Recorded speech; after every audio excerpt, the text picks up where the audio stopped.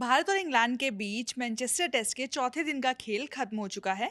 और अगर हम बात करें कि मैच की स्थिति क्या है, तो इंग्लैंड की टीम अभी भी 137 रन आगे है। भारत की दूसरी पारी शुरू हो चुकी है, लेकिन इंग्लैंड की लीड शायद और ज़्यादा होती अगर भारतीय कप्तान शुभमन गिल और केएल राहुल ने एक मजबूत साझेदारी ना की होती। हम आज पूरे दिन में जो कुछ हुआ इसके बारे में विस्तार से बात करेंगे अपने साथी रविराज से।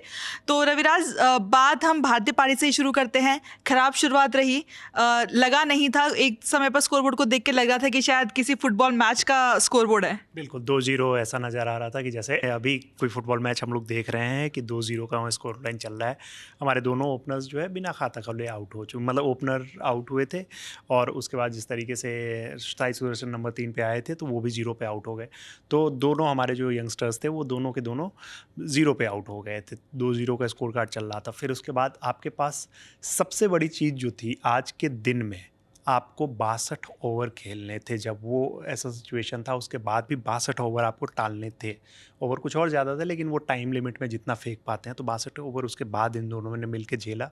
ये बहुत बड़ी बात। टेस्ट क्रिकेट जो है ना, वाकई में यही है। जो एक इस तरीके की पारी हमने देखी थी, गौतम गंभीर और हरभजन सिंह ने उसमें साथ दिया था न्यूजीलैंड के अगेंस्ट। वो इनिंग थी जिसमें गंभीर ने लगभग 2.5 दिन तक बैटिंग की थी। उस तरीके की पारी हम लोगों को याद है, जो टेस्ट क्रिकेट को दिखाता है कि टेस्ट क्रिकेट क्यों इतना ज़्यादा इंपॉर्टेंट है।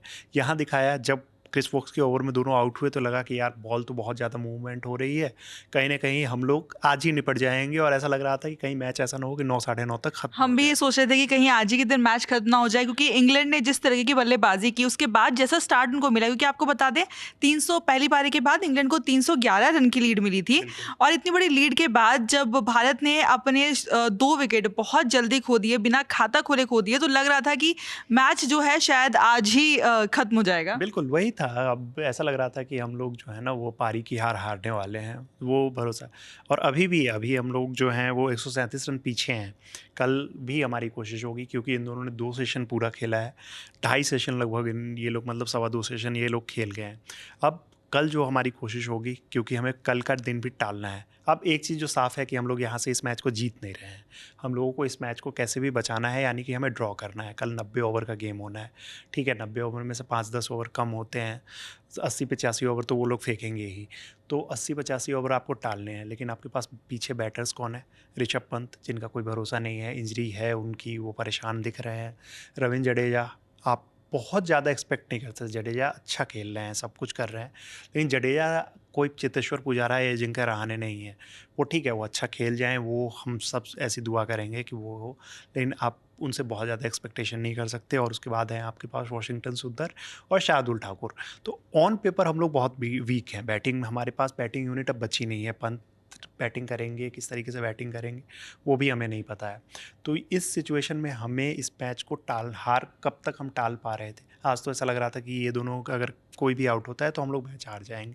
लेकिन इन दोनों ने जो आज पारी खेली है वो काफ़ी अच्छी पारी है। और उम्मीद है कि कल, अगर ये कल 1-2 सेशन खेल जाते हैं ना, तो इस पारी को हम लोग बहुत लंबे समय तक याद रखेंगे।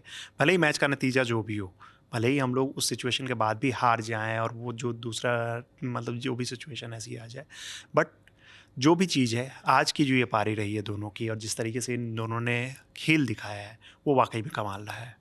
रविराज, आपसे शुभमन गिल के बारे में बात करना चाहूंगी, क्योंकि पहली पारी में जब इंग्लैंड की बल्लेबाजी हो रही थी बहुत ज़्यादा सवाल उठे गिल के फैसलों को लेकर कि आप वॉशिंगटन सुंदर को बहुत देर में अटैक में लेकर के आए, आपने अंशुल कंबोज से शुरुआत कराई जब बुमराह के साथ आपको दूसरे छोर से गेंदबाज चाहिए था। आपको लगता है कि वो ब्लंडर्स जो भारत को भारी पड़े, अब कहीं ना कहीं शुभमन गिल के दिमाग में ये है कि उनको अपने बल्लेबाजी से कवर अप करना है, क्योंकि अब जैसा आपने कहा मैच हम नहीं जीत रहे हैं, लेकिन अब शुभमन गिल के दिमाग में ये चीज़ होगी कि किसी भी तरीके से मैच को बचाना है। तो गिल के लिए ये पारी पर्सनल तौर पर और ज़्यादा अहम है कि वो बहुत ज़्यादा अच्छे परफॉर्म करे, ताकि जो शायद कप्तानी में उनसे गलत फैसले हुए उनका खामियाजा टीम को हार के तौर पे ना भुगतना पड़े। जी बिल्कुल रिया। अब एक और चीज़ है कि यंग कैप्टन है, अभी हम लोग बहुत ज़्यादा उनकी सिर्फ कप्तानी पे बहुत सवाल नहीं उठा सकते हैं, क्योंकि हमें ये भी नहीं पता कि गिल खुद के कितने फैसले लेते हैं जिसमें एकदम होता है कि हाँ कैप्टन हूँ तो मैं ही फैसले लूँगा। अभी भी वो डिस्कस करते हुए कितना नजर फ्री आते हैंड हैं। उनको मिला है। हाँ, वो फ्री हैंड अगर मिला भी है तो वो एक होता है कि जब आप ऐसे लेवल पे होते हो, इनफैक्ट जो क्रिकेट हम लोग खेल रहे होते हैं, अगर हम जूनियर लोग हैं, हम कभी कैप्टन बनते भी हैं, अगर कभी ऐसी अपॉर्चुनिटी आती है, कुछ ऐसे सीनियर प्लेयर हैं, हम लोग एडवाइस लेने जाते हैं और हमें भी पता है कि वहाँ भी ऐसे ही गेम चलता है।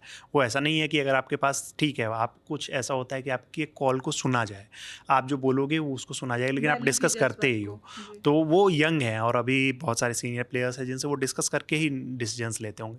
अब चाहे वो अंशुल कंबोज वाली जो आपने बात की कि इनिंग स्टार्ट करवाने वाली, या वाशिंगटन सुंदर, ये सब ऐसे फैसले हैं जिनके आर्गूमेंट हो सकते हैं, जिनको लेके सवाल उठाए जा सकते हैं और उठ रहे हैं, उठने भी चाहिए। क्योंकि आप अगर किसी को प्लेयर को आप खिला रहे हो एज एन ऑलराउंडर खिला रहे हो, बॉलिंग ऑलराउंडर खिला रहे हो, वाशिंगटन सुंदर को हमें हमेशा याद रखना चाहिए कि वो बॉलिंग ऑलराउंडर है, बैटिंग ऑलराउंडर नहीं है। शार्दुल ठाकुर भी बॉलिंग ऑलराउंडर है, नीतीश रेड्डी होते तो वो बैटिंग ऑलराउंडर होते। तो जब आप बॉलिंग ऑलराउंडर को खिला रहे हो और 68 ओवर तक बॉलिंग नहीं दे रहे हो, तो जिन्होंने पिछले मैच में इतना अच्छा परफॉर्म आपको लॉर्ड्स टेस्ट में करके भी दिया है। बिल्कुल, तो वो सवाल उठने ही है, वो क्यों नहीं दिया गया। अब ये सिर्फ यही चीज़ है कि ये सिर्फ गिल का डिसीजन था या कोच की तरफ से, मतलब मैनेजमेंट की तरफ से कुछ उनको हिंट दिया गया था, या फिर वहाँ पे जो सीनियर्स थे उन लोगों ने एडवाइस दी थी कि नहीं इनको बॉलिंग पे मत लगाओ। सीनियर्स का जब मैं नाम लेता हूँ तो सीनियर्स पे 3 नाम आ जाते हैं सबसे ऊपर, केएल राहुल, रविंद्र जडेजा और जसप्रीत बुमराह। और मुझे भी नहीं लगता है कि कोई ऐसे प्लेयर्स होंगे जिन्होंने कहा होगा कि नहीं नहीं इनको बॉलिंग नहीं देनी है।